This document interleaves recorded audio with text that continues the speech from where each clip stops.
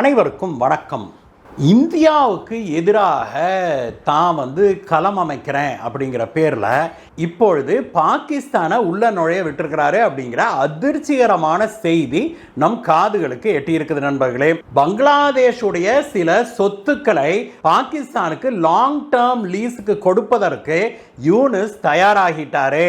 அதன் மூலமாக தன்னுடைய ஆட்சியை காப்பாற்றிக் கொள்ள அவர் கடுமையான முயற்சியை மேற்கொண்டு வர்றாரு அப்படின்னும், அது மட்டும் இல்லாம பங்களாதேஷுடைய கான்ஸ்டிடியூஷனையே தூக்கி எறிஞ்சிட்டு புது கான்ஸ்டிடியூஷன் அமைக்கிறேன் அப்படிங்கிற பேர்ல பங்களாதேஷை ஒரு இஸ்லாமிக் ரிப்பப்ளிக்காக அனௌன்ஸ் பண்ணலாம் அல்லது ஒரு இஸ்லாமிக் காலிஃபேட்டாக அனௌன்ஸ் பண்ணலாம் அப்படின்னு யூனுஸ் ரகசியமாக திட்டமிட்டு வருவதும் இப்பொழுது வெளியாகி இருக்குது நண்பர்களே. அப்படி ஒருவேளை கான்ஸ்டிடியூஷனை யூனுஸ் எடுக்க முடிந்தால் அதற்கு பிறகு யூனுஸை யாருமே அசைக்க முடியாது. வாழ்நாள் உள்ள அளவுக்கும் யூனுஸும் அதற்கு பிறகு அவருடைய குடும்பத்தாரும் வழி வழியாக அந்த நாட்டை ஆள முடியும் அப்படின்னும், ஒரு அரசாட்சியை போல அந்த காலிஃபேட் இருக்கும் அப்படின்னும் அப்படி அவர் டிக்ளேர் பண்ண பிறகு அந்த நாட்டு அதிபரையும் அந்த நாட்டு ராணுவ தளபதியையும் கூட தான் பதவியை விட்டு தூக்க முடியும் அப்படிங்கிறது தான் அதிர்ச்சிக்கு மேல அதிர்ச்சியாக நமக்கு வந்திருக்கு நண்பர்களே. இதுல பாகிஸ்தானுடைய ஐஎஸ்ஐ பாகிஸ்தான் ராணுவத்தை தன்னுடைய நாட்டுக்குள்ள விட்டு அதன் மூலமாக ஆட்சியை பிடிப்பதற்கு யூனுஸ் போட்டிருக்கிற அந்த திட்டம் தான் பயங்கரமான விஷமத்தனமான திட்டமாக இருக்குது. ஒருவேளை அப்படி நடந்தது அப்படின்னாக்க அது இந்தியாவுக்கு மிகப்பெரிய ஆபத்தாக விளையும் அப்படிங்கிறதுல எந்த மாற்று கருத்தும் இருக்க முடியாது. இந்த அதிர்ச்சி தரும் செய்தியை பற்றி தான் இன்னைக்கு நாம பல இன்சைடர் ஸ்கூப்புகளோடு வந்திருக்கிறோம் நண்பர்களே. உங்களுக்காகவே பிரத்யேகமாக இந்த செய்தியை நாம கொண்டு வந்திருக்கிறோம். நம்ம சேனலுக்கு நீங்க முதல் முறையாக வர்றீங்க அப்படின்னாக்க கீழே இருக்கிற சப்ஸ்கிரைப் பட்டனை தட்டுங்க. அப்படியே பக்கத்தில் ஒரு பெல் ஐக்கன் இருக்கும் பார்த்தீங்களா, அதில் கிளிக் பண்ணிங்கன்னா அதில் ஆல் அப்படிங்கிற ஒரு ஆப்ஷனை கிடைக்கும். அந்த ஆப்ஷனை கிளிக் பண்ணிங்கன்னா அதற்கு பிறகு நம்ம போடுகிற வீடியோக்கள் எல்லாம் உங்களை சேரும். நம்ம வீடியோ பிடிச்சிருந்தா ஒரு லைக் போடுங்க நண்பர்களே. அதே போல் உங்கள் நண்பர்களோடு ஷேர் பண்ணுங்கள்.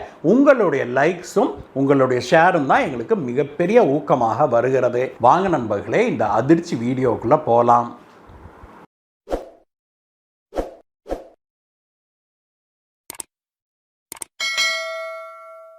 நண்பர்களே, இன்றைக்கு நமக்கு கிடைத்திருக்கிற ஒரு அதிர்ச்சிகரமான செய்தி என்ன அப்படின்னா, பங்களாதேஷ்ல ஒரு ரிவர்ஸ் கூவை செய்வதற்கு அந்த நாட்டுடைய கேர்டேக்கரான யூனுஸ் திட்டமிட்டு வர்றாரு அப்படிங்கிறதா. அது கூ அப்படின்னா தெரியும், அதாவது ராணுவ புரட்சி அப்படிங்கிறது நமக்கு தெரியும் நண்பர்களே.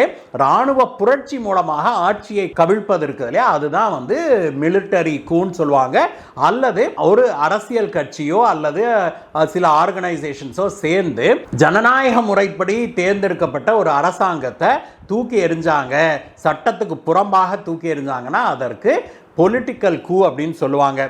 இது மாதிரி இல்லாமல் இப்பொழுது யூனுஸ் அங்கே ஒரு ரிவர்ஸ் கூவை பிளான் பண்ணியிருக்கிறாரு அப்படின்னு சொல்கிறாங்க.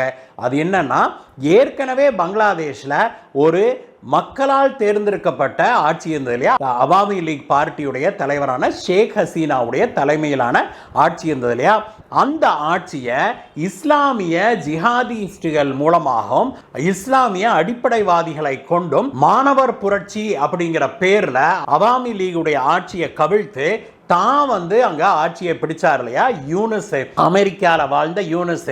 அந்த யூனுஸுக்கு இப்பொழுது பலவிதமான பிரஷர் என்ன அப்படின்னா, உடனடியாக எலெக்ஷன் நடத்த வேணும், டிசம்பர் மாசத்துக்குள்ள நீங்க நடத்துங்க இந்த வருஷமே அப்படின்னு சொல்லி அந்த நாட்டு ராணுவம் பயங்கரமான அழுத்தம் கொடுக்க ஆரம்பிச்சிருக்குது.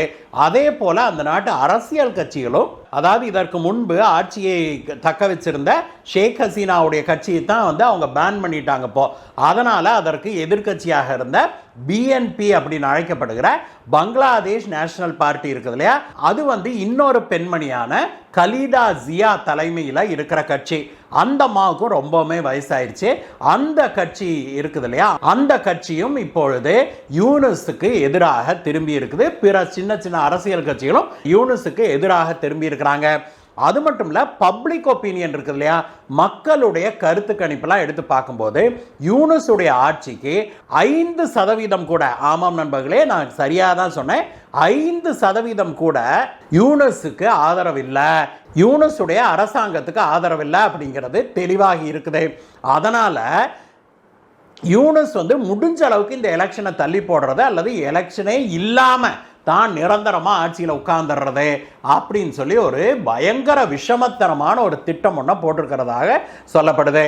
அதற்கு அவர் தேர்ந்தெடுத்திருக்கிற விதம் தான் ரிவர்ஸ் கூ அல்லது ரிவர்ஸ் ஆட்சி கவிழ்ப்பு. அது என்ன அப்படின்னாக்க, இப்போ ஆட்சியில் இருக்கார் இல்லையா இவர் வந்து எந்த அரசியல் கட்சியுமே ஆட்சிக்கு வர முடியாத அளவுக்கு ஒரு புரட்சிலாம் சொல்ல முடியாது, புரட்சினா ரெவல்யூஷன், கூனா ஏமாற்றி ஆட்சி பிடிக்கிறது, ஆட்சி கவிழ்ப்பு இல்லையா, அந்த மாதிரி ஒரு ரிவர்ஸ் கூ, அந்த நாட்டு இராணுவத்தையே ஒன்றுமில்லாமல் பண்ணுறது, அந்த நாட்டு இராணுவமோ அரசியல் கட்சிகளோ எதுவுமே இவரை ஆட்சியை கவிழ்க்க முடியாத அளவுக்கு அவங்களையெல்லாம் வந்து கவுத்துறது, ஒன்றுமில்லாமல் பண்ணுறது. அப்படி ஒரு சூழ்நிலையை உருவாக்க யூனுஸ் திட்டமிட்டிருக்கிறதாக சொல்றாங்க. அதற்கு அவர் மிக முக்கியமாக 2 நாடுகளிடம் உதவி கேட்டிருக்காராம். ஒன்று அமெரிக்கா. ஆமாம் நண்பர்களே, சரியா தான் கேட்டீங்க, அமெரிக்கா. அவர் ஆட்சிக்கு வந்து உட்கார்ந்தது காரணமே ஜோ பைடன் தான் அப்படிங்கிறது நமக்கு தெரியும். ஜோ பைடனுக்கு பிறகு அவருக்கு அமெரிக்கா ஆதரவு அளிக்காது அப்படின்னு தான் நம்மை போன்ற பெரும்பாலானோர் நம்ம நினைச்சோம். ஆனால் அமெரிக்காவுடைய டீப் ஸ்டேட் அப்படிங்கிறது ட்ரம்போட கண்ட்ரோல்லாம் இல்லை அப்படிங்கிறது இப்பொழுது தெளிவாகி இருக்குது. அமெரிக்காவுடைய டீப் ஸ்டேட்டுக்கிட்ட அவர் உதவி கேட்டிருக்கிறாரு. இரண்டாவதாக பாகிஸ்தானுடைய இராணுவத்திடமும் ISIயிடமும் அவர் உதவி கேட்டிருக்கிறாரு. அவர் குறிப்பாக பாகிஸ்தானுடைய ISI மற்றும் பாகிஸ்தான் இராணுவத்திடம் பெரிய உதவி கேட்டிருக்காரு. அது என்ன அப்படின்னாக்க, பங்களாதேஷ் இராணுவத்தையே கண்ட்ரோல் பண்ணுகிற அளவுக்கு இவருக்கு சக்தியை கொடுப்பதற்கு பாகிஸ்தானுடைய ISI இருக்குது இல்லையா, அது வந்து அந்த நாட்டில் இருக்கிற இஸ்லாமிய தீவிரவாதிகள் இருக்கிறாங்க இல்லையா, ஜிஹாதிகள், அவங்களையெல்லாம் வந்து தங்க கைக்குள்ளே எடுத்து அவங்கள பயங்கர பவர்ஃபுல் ஆக்குறது. அவங்க வந்து இப்பொழுது யூனுஸுக்கு பாதுகாப்பாக இருக்கிறாங்க. அவங்கள இன்னும் பயங்கர பவர்ஃபுல்லாக மாற்றுவது, அவர்களை யாருமே எதிர்க்க முடியாத அளவுக்கு அவங்கள சக்தி வாய்ந்த தீவிரவாதிகளாக மாற்றுவது. இதெல்லாம் அரசியல் கட்சிங்கிற போர்வையில் தான் நடக்கும், அது உங்களுக்கு நல்லா தெரியும்.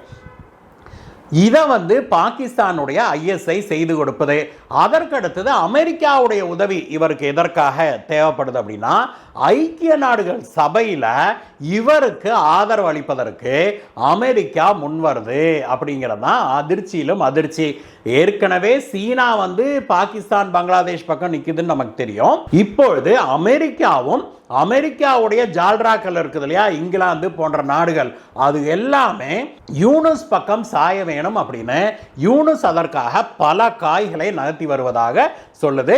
இதனுடைய முதல் வெற்றி என்ன அப்படின்னாக்க, யூனுஸுக்கு தற்பொழுது இங்கிலாந்துடைய அரசு குடும்பம் இருக்குது இல்லையா, அது வந்து கிங்ஸ் சார்ல்ஸ் ஹார்மனி அவார்டு அப்படிங்கிற ஒரு விருதை வழங்குவதற்கு முன் வந்திருக்குது.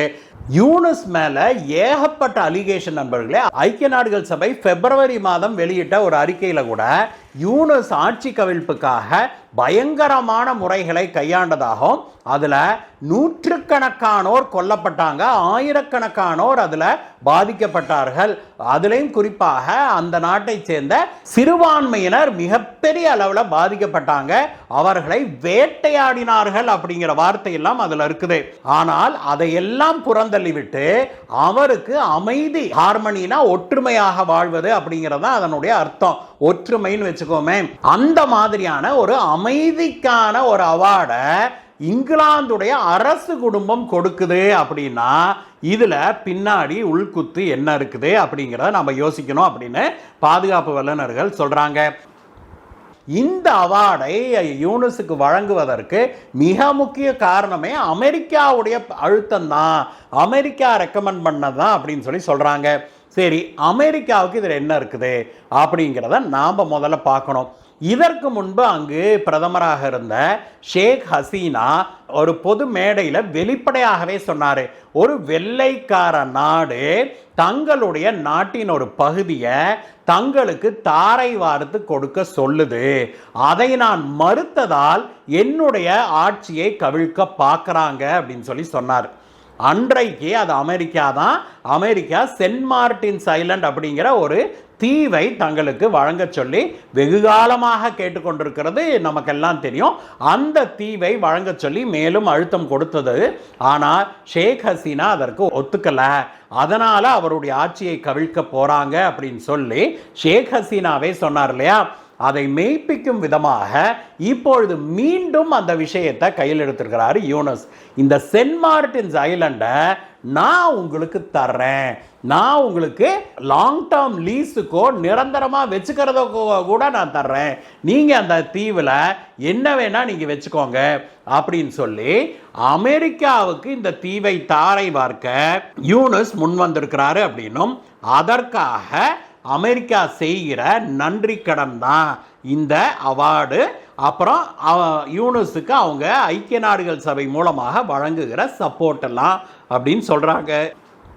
மேலும் ஐக்கிய நாட்டுடைய பங்களாதேஷ் தூதர் இருக்கார் இல்லையா, அவர் மிகப்பெரிய அளவில் பாராட்டி இருக்கிறார் யூனஸ் அரசாங்கத்தை. யூனஸ் அரசாங்கம் அப்படி செஞ்சிருக்குது இப்படி செஞ்சிருக்குது வெகுவாரியாக பாராட்டி இருக்கிறாரு. உண்மையிலேயே யூனஸ் ஆட்சி எப்படிப்பட்ட ஆட்சிங்கிறது நமக்கு தெரியும். இதை மூடி மறைப்பதை எதற்காக அப்படின்னா அமெரிக்காவுக்கு இந்த தீவு வேணுங்கிறதுக்காக அதை தாரை வார்ப்பதற்கு யூனஸ் தயாராயிட்டாரு. அடுத்ததாக இதே மாதிரி அமெரிக்காவுக்கு மேலும் இந்த ராக்கின் ஸ்டேட்டுக்கு போகிற அந்த ஒரு காரிடார் இருக்குது, பங்களாதேஷுடைய காரிடார், அதை தாரை வார்ப்பதற்கும் யூனஸ் தயாராகி விட்டாரு அப்படின்னும், அதே போல சிட்டகாங் துறைமுகம் இருக்குது இல்லையா, அந்த துறைமுகத்தை பாகிஸ்தானுக்கு தாரை வார்ப்பதற்கு இவர் தயாராகி வர்றாரு அப்படிங்கிற அதிர்ச்சிகரமான செய்தியும் வெளியாகி இருக்கு நண்பர்களே. இந்த சிட்டகாங் துறைமுகத்தையோ அல்லது இந்த ராக்கின் காரிடாரையோ பாகிஸ்தானுக்கு வழங்கினா இந்தியாவுடைய இரண்டு பக்கம் இருந்தும் பாகிஸ்தான் நம்மளை கண்காணிக்க முடியும், தாக்கவும் முடியும் அப்படிங்கிற அதிர்ச்சியான செய்தி நம் காதுகளுக்கு எட்டி இருக்குது. இது இந்தியாவுக்கு மிகப்பெரிய ஆபத்தை விளைவிக்கக்கூடிய ஒரு விஷயமாக அமைஞ்சிருக்கு நண்பர்களே. இது எல்லாம் பத்தாதுன்னு அந்த நாட்டுடைய கான்ஸ்டிடியூஷனையே தூக்கிட்டு இந்த அமெரிக்கா மற்றும் பாகிஸ்தானுடைய உதவியோடு அங்க புதுசா ஒரு கான்ஸ்டிடியூஷன் எழுதுனேன் அப்படின்னு யூனஸ் கிளம்பி இருக்கிறாரு. அதை அவர் எப்படி சொல்றாருன்னா, இனிமேல் பங்களாதேஷ் ஒரு இஸ்லாமிஸ்ட் ரிப்பப்ளிக்காக இருக்க வேணும் அப்படின்னு சொல்லி சொல்றாரு. மேலும் அவர் தீவிர இஸ்லாமிய சிந்தனைகளை கொண்டவராக இருக்கிறாரு. அதனால பாகிஸ்தானை விட ஆப்கானிஸ்தானுடைய தாலிபான் இருக்குது இல்லையா, அந்த மாதிரியான ஒரு நிலைக்கு பங்களாதேஷை கொண்டு போய் சேர்ப்பாரு அப்படின்னு சொல்றாங்க. ஒருவேளை அந்த கான்ஸ்டிடியூஷனை அவர் நல்லிஃபை செய்தால் அதற்கு பிறகு அவர் அந்த நாட்டு ஜனாதிபதியையும் சரி அந்த நாட்டு இராணுவ தளபதியையும் சரி அவர் உடனடியாக டிஸ்மிஸ் பண்ண முடியும். அதை யாருமே கேள்வி கேட்க முடியாது அப்படிங்கிறதா உண்மை. இது எல்லாவற்றுக்கும் அமெரிக்க அதிபர் ட்ரம்ப்பும் ஆதரவு தெரிவித்துக் கொண்டிருக்கிறாரு அப்படிங்கிறது தான் நமக்கு மிகப்பெரிய அதிர்ச்சியாக வந்திருக்குது. இந்த வீடியோவை பற்றிய உங்களுடைய கருத்துக்களை சொல்லுங்கள் நண்பர்களே. மீண்டும் உங்களை வேற ஒரு வீடியோ சந்திக்கிறேன் கைஸ். Bye bye.